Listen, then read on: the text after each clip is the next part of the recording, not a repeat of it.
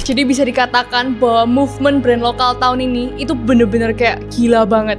Dari pergerakan dan juga inovasi-inovasi yang dikeluarin dari brand-brand owner, itu ya nggak usah diraguin lagi lah ya. Dengan banyaknya acara-acara yang ada sekarang, activation-activation yang dibuat sama mereka, itu gokil banget.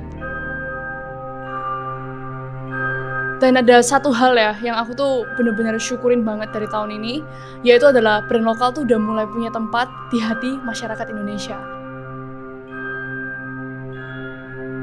Dimana kayak ya masyarakat lokalnya sendiri udah mulai menerima produk-produk yang dihasilin. Let's go! Kala SNSB, 20 juta satu kali transaksi.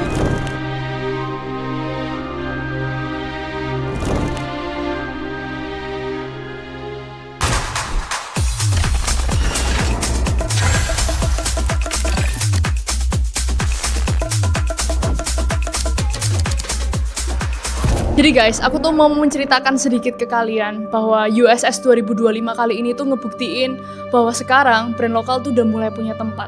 Dan mungkin di video kali ini aku bakal ceritain ke kalian hal-hal apa dan fakta-fakta apa yang aku temuin di USS kemarin. Jadi teman-teman, Leak ini tuh mendapatkan kesempatan untuk jadi media partnernya USS, dimana aku sangat bersyukur banget media dan juga event sebesar mereka mau kerjasama dengan kami. Berhubung kita tuh media partnernya, jadi kita datang lebih awal untuk bisa ngeliat gitu loh, apa yang bisa kita shoot di sana sebelum mulai.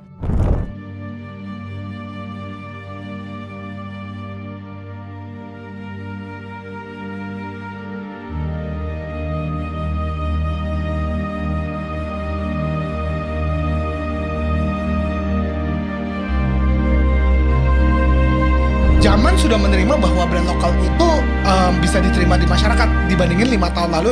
Jadi sebelum aku memutuskan untuk akhirnya datang ke USS 2025, aku tuh udah terlebih dahulu ngelihat mereka punya sosial media. Dan aku dengar kalau misalnya mereka tuh bakalan bawa banyak banget brand-brand gorengan ke eventnya mereka.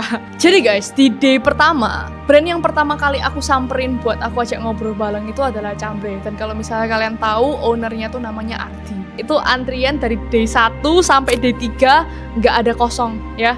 Kayaknya kayak sampai eventnya habis itu masih ada antriannya Cambre, gila banget. Terus kedua, aku tuh mampirin Kangki guys, aku inget ya. Aku waktu itu mampirin Kangki dan dia tuh lagi collab sama si Staple. Leak ini jujur nggak terlalu banyak mengulik dan mengikuti berita-berita seputar sepatu.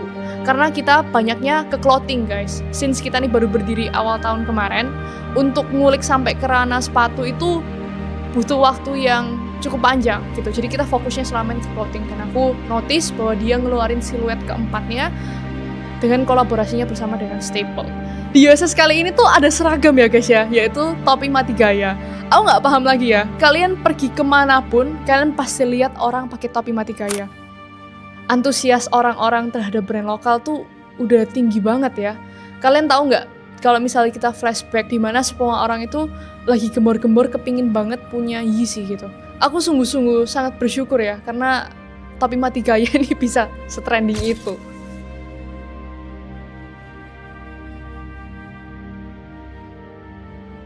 Jujur aku datang di day 2 itu udah dalam keadaan yang cukup capek, tapi ya tetap excited lah untuk kayak tahu day 2 bakalan kayak gimana. Karena apa? Karena di day 2 itu ada SVG Kale dan ternyata apa? Bener.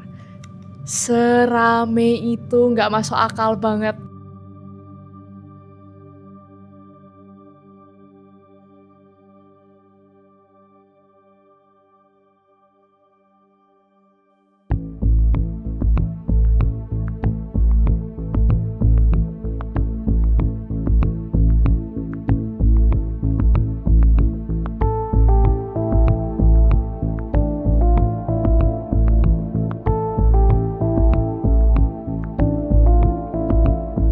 Salah satu yang aku paling inget banget dan aku jadikan pembelajaran itu adalah Deki Sastra.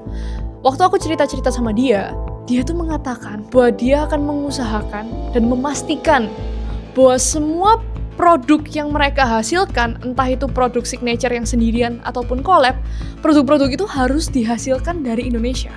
Dengan brand sekelas dia, buat dia produksi di Cina, itu hematnya akan luar biasa dan untungnya akan jauh lebih banyak.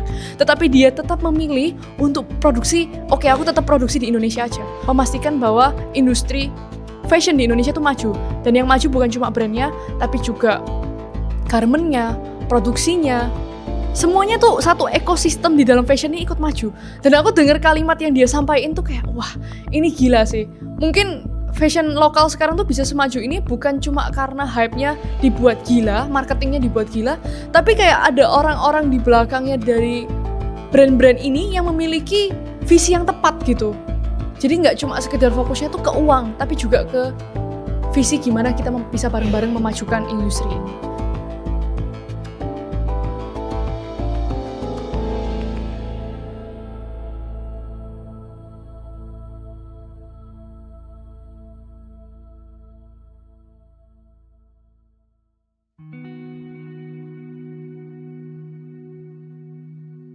Dan harapanku semoga brand lokal ini semakin maju lagi.